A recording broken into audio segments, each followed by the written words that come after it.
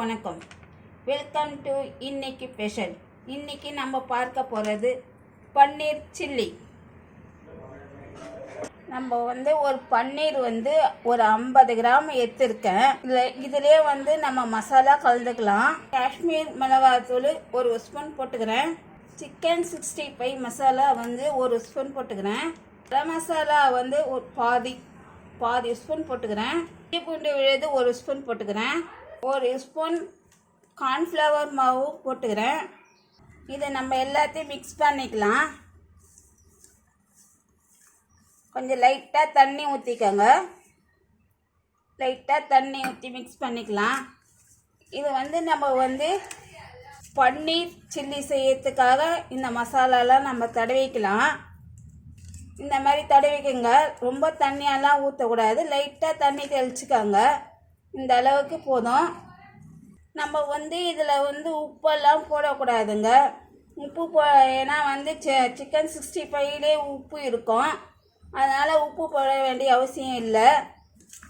இது நம்ம எண்ணெய் ஊற்றி இப்போ நம்ம வறுத்து எடுத்துக்கலாம். இப்போ நம்ம எண்ணெய் கடாய் வச்சு எண்ணெய் ஊற்றி காஞ்சிச்சுங்க. பன்னீரை மிக்ஸ் பண்ண மசாலாலாம் இதில் போட்டுக்கலாம். ஒன்று ஒன்றா வறுத்து எடுத்துக்கலாம் கொஞ்சம் கொஞ்சமாக.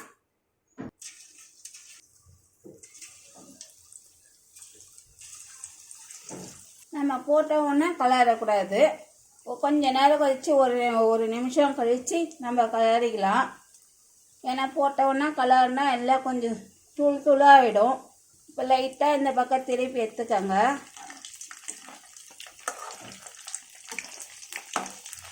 அவ்வளோதாங்க. இந்த டைமில் நல்லா வறந்து இருக்குது. இந்த டைமில் நம்ம எடுத்துக்கலாம். ஒரு தட்டில் வச்சுக்கலாம். எடுத்து நம்ம ஒரு கடாய் வச்சுருக்கோம். அந்த கடாயில் 2 கரண்டி எண்ணெய் ஊற்றிப்போம். இப்போ நம்ம பன்னீர் வறுத்த எண்ணெயே மிக்ஸ் ஊற்றிக்கலாம். இங்கே நம்ம ஒரு வெங்காயம் சின்னதாக ஒரு வெங்காயம் பொடிசு அரிஞ்சு வச்சுருக்கேன். இது குடமிளகா சின்னதாக சின்ன குடமிளகா. இதுவும் பொடிசு அரிஞ்சு வச்சுருக்கேன். இப்போ இந்த வெங்காயம் இதிலே போட்டுக்கலாம். கொஞ்சம் நல்லா வதக்கிக்கலாம்.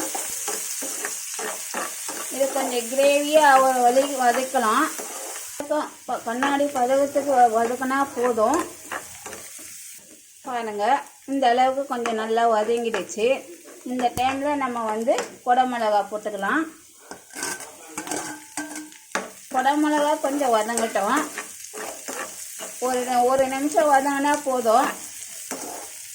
இங்கே பாருங்கள், குடமிளகாலாம் நல்லா வதங்கிடுச்சு. வெங்காயமும் நல்லா வதங்கிடுச்சு. இந்த டைமில் நம்ம இஞ்சி பூண்டு விழுது ஒரு ஸ்பூன் போட்டுக்கலாம். இஞ்சி பூண்டு பச்சை வாடை போகிற வழி வதக்கிக்குவோம். நல்லா வதங்கிடுச்சு. இப்போ இந்த டைமில் நம்ம ஒரு அரை ஸ்பூன் மிளகாத்தூள் போட்டிருக்கோம். ஏற்கனவே நம்ம பன்னீரில் காஷ்மீர் மிளகாத்தூள் போட்டிருக்கோம். இப்போ நம்ம வெறும் மிளகாத்தூள் போட்டுக்கலாம். ஒரு அரை ஸ்பூன் கரம் மசாலா இதெல்லாம் கொஞ்சம் சேர்த்து மிக்ஸ் பண்ணிக்கலாம். நம்ம ஒரு 1/4 ஸ்பூன் உப்பு போட்டுக்கலாம். ஏன்னா ஏற்கனவே அந்த பன்னீர் வறுத்ததில் சிக்கன் 65 மசாலாலே இருக்கும். 1/2 ஸ்பூன் டொமேட்டோ சாஸ் போட்டுக்கலாம். ஒரு அரை ஸ்பூன் சில்லி சாஸ், ஒரு ஸ்பூன் சோயா சாஸ் இதெல்லாம் சேர்த்து மிக்ஸ் பண்ணிக்கலாம்.